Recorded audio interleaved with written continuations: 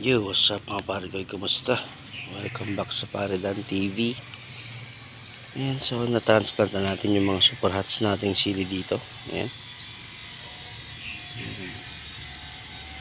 Meron tayo ditong nilagyan ng range net sa sukat na 10 by 8. Ayan, so pagkalipat talim natin, ayan, hayaan na natin dyan. Hayaan natin siya mabuhay ng normal. Babalikan na lang natin yan pagka walang ulan. Ayan, iniwan ko yung isang super hot ko dito na nakalagay sa paso. Inspirasyon nila.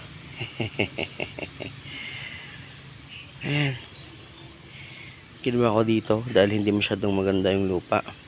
Nagkukaya ko ng butas, ganyan. Tapos nilagyan ko ng vermicast.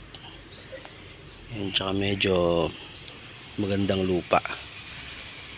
Ayan, tignan natin kung magiging successful, kung lalaki sila ng maayos, mamunga ba sila ng maayos dito.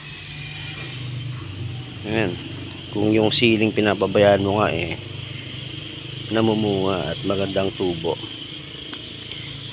Ayan, so try natin, ganyan ang sili, napaka-resilient. Subukan natin dito sa ating 10 by 8 na taniman. Ayan, so maraming salamat sa panonood dito sa ating channel, Paridan TV. Ayan, let's go, let's grow strong mga pare ko. Wrap up.